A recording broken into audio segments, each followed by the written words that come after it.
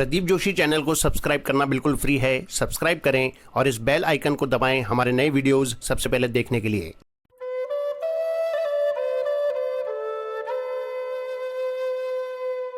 स्वामी रामसुखदास जी महाराज को शत शत नमन। आज का विषय है करण से अतीत तत्व। महाराज जी के शब्दों में, उपनिषदों में आया है कि मन के द्वारा परमात्मा तत्व को प्राप्त नहीं किया जा सकता। जैसे यन मनसा न मनुते ये न हुर मनोमतम न तत्र चक्षुर गच्छति न वागच्छति नो मनः नैव वाचा न मनसा प्राप्तुम शक्यो न चक्षुषा।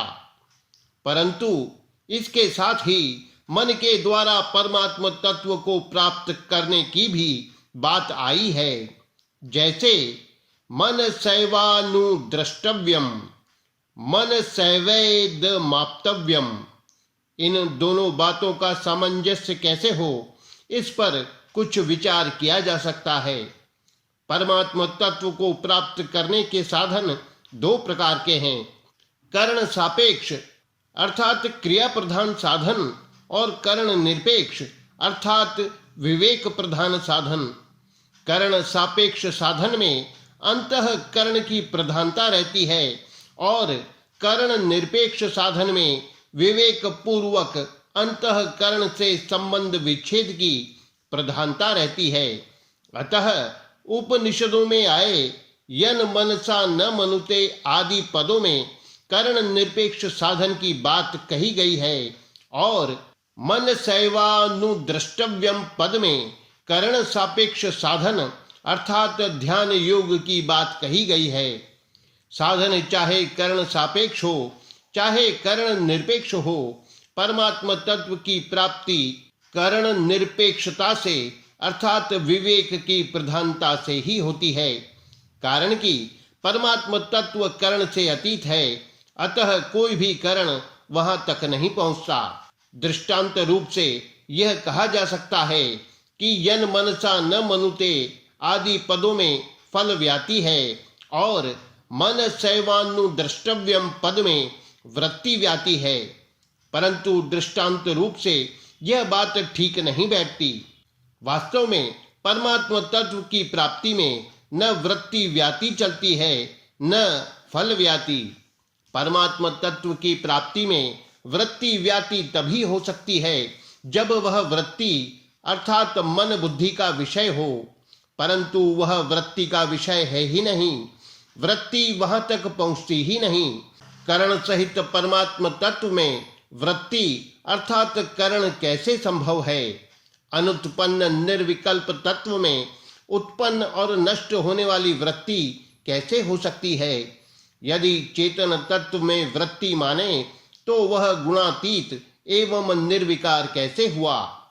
पकड़ में आने वाली चीज छोटी होती है और पकड़ने वाला बड़ा होता है। नेत्रों से वही वस्तु दिखती है जो नेत्रों की पकड़ में अर्थात अंतर्गत आती है। इंद्रियों से उसी वस्तु का ज्ञान होता है जो इंद्रियों से छोटा होता है। कार्य में कारण तो रहता है पर कार्य के अंतर्गत कारण नहीं आ सकता। जैसे घड़े में पृथ्वी अर्थात मिट्टी तो रहती है पर घड़े के अंतर्गत पृथ्वी नहीं आ सकती। प्रकृति कारण है और वृत्ति कार्य है। जब वृत्ति से प्रकृति को भी नहीं पकड़ा जा सकता तो फिर प्रकृति से अतीत परमात्मा तत्व को कैसे पकड़ा जा सकता है? जब परमात्मा तत्व तक प्रकृति भी नहीं पहुंचती तो फिर प्रकृति का कार्य वृत्ति वहां तक कैसे पहुंचेगी? मन सैवानुद्रष्टव्यम में मन का सांसारिक विषयों से जड़ता से विमुख होना है। मन जड़ता से तो हट जाता है और चेतन तत्व को पकड़ नहीं सकता, तब वह थक कर स्वतः शांत हो जाता है। तात्पर्य है कि ध्यान योग में साधक अपने मन को संसार से हटाकर परमात्मा में लगाने का अभ्यास करता है। मन का संसार से हटना ही परमात्मा में लगना है। अतः वृत्ति केवल संसार के त्याग में ही काम आती है। जैसे लकड़ी को जलाकर अग्नि भी स्वतः शांत हो जाती है। ऐसे ही संसार का त्याग होने पर वृत्ति का भी स्वतः त्याग हो जाता है। अतः वास्तव में वृत्ति संसार की निवृत्ति में ही काम आती है, तत्व की प्राप्ति में नहीं।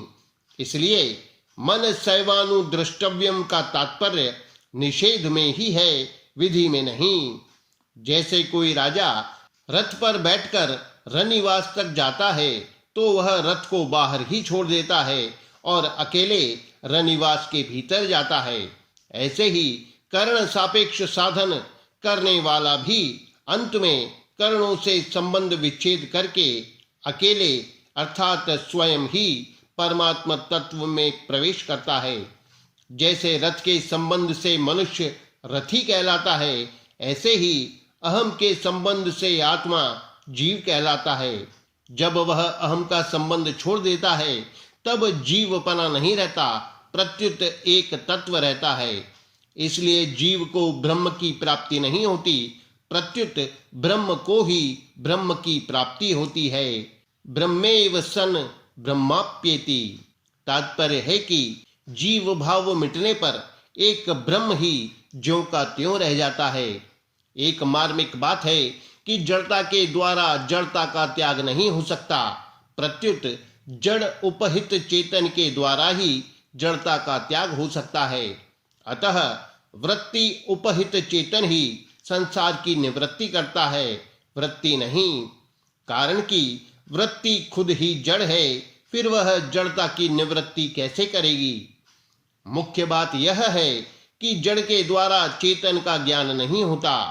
अगर जड़ के द्वारा चेतन का ज्ञान हो जाए तो विशेषता जड़ की ही हुई, चेतन की नहीं, क्योंकि जड़ ज्ञान का जनक हुआ और ज्ञान जन्य हुआ।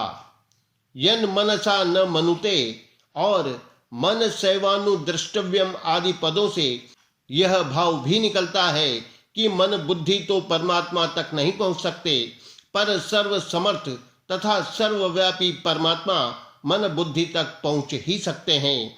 इतना ही नहीं, मन बुद्धि के द्वारा परमात्मा का ही ग्रहण होता है, क्योंकि परमात्मा के सिवाय और कोई सत्ता विद्यमान है ही नहीं। इसलिए भगवान कहते हैं, मन से, वाणी से, दृष्टि से तथा अन्य इंद्रियों से जो कुछ ग्रहण किया जाता है वह सब मैं ही हूँ। अतः मेरे सिवाय दूसरा कुछ भी नहीं है। यह सिद्धांत आप विचार पूर्वक शीघ्र समझ लें, अर्थात स्वीकार कर लें।